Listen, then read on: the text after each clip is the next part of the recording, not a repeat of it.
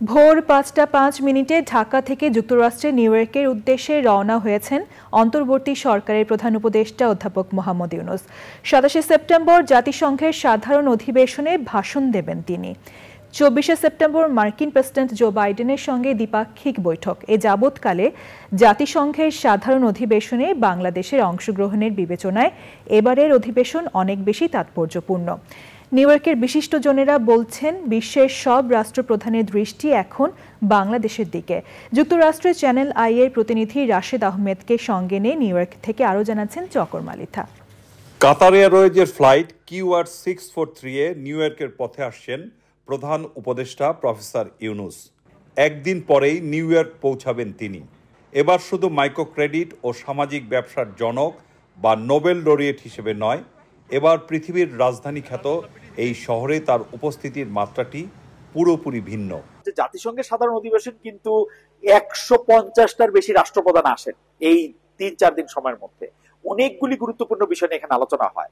সাধারণত গ্লোবাল যেগুলি এজেন্ডা থাকে সেগুলি নিয়ে আসলে বেশি আলোচনা হতে থাকে, বা যেগুলি যুদ্ধ বিধ্বস্ত জায়গা সেগুলি নিয়ে বেশি আলোচনা হয়। বাংলাদেশের ক্ষেত্রে এই সুযোগটা তিনি কতটা পাবেন সেটা আমার ঠিক জানা নাই, তবে তিনি কোনো না কোনো ভাবে এই সুযোগ করে নেবেন, এটা আমার একটা আশা। নিউ ইয়র্কের বিশিষ্টজনেরা বলছেন, অভ্যুত্থানের পথ পেরিয়ে যে অন্তর্বর্তীকালীন সরকার গঠিত হয়েছে, সেই সরকারের ঐতিহাসিক ভূমিকার সূচনা ঘটবে এই জাতিসংঘের সাধারণ অধিবেশন থেকে। আন্তর্জাতিক সম্পর্কে বাংলাদেশের যে নতুন অবস্থান, এই অবস্থানের একটি সূচক তার এই জাতিসংঘে আসা এবং এখানে ভূমিকা রাখা। অল্প কিছুদিনের মধ্যে যখন তিনি আসছেন, তখনই এটি প্রমাণ হবে যে বাংলাদেশ আগের সে অবস্থানে নেই।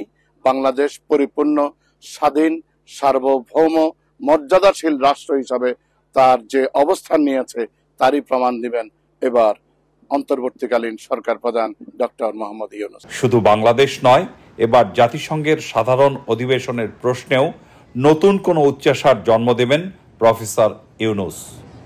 এরই মধ্যে শুরু হয়ে গেছে জাতিসংঘ সাধারণ পরিষদের ৭৯তম অধিবেশন। বিভিন্ন দেশের সরকার ও রাষ্ট্রপ্রধানরা আসতে শুরু করেছেন নিউ ইয়র্কে।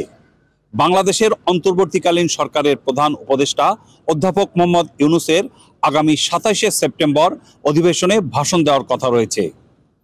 চকর মালিথা, চ্যানেল আই, জাতিসংঘ সদর দপ্তর, নিউ ইয়র্ক।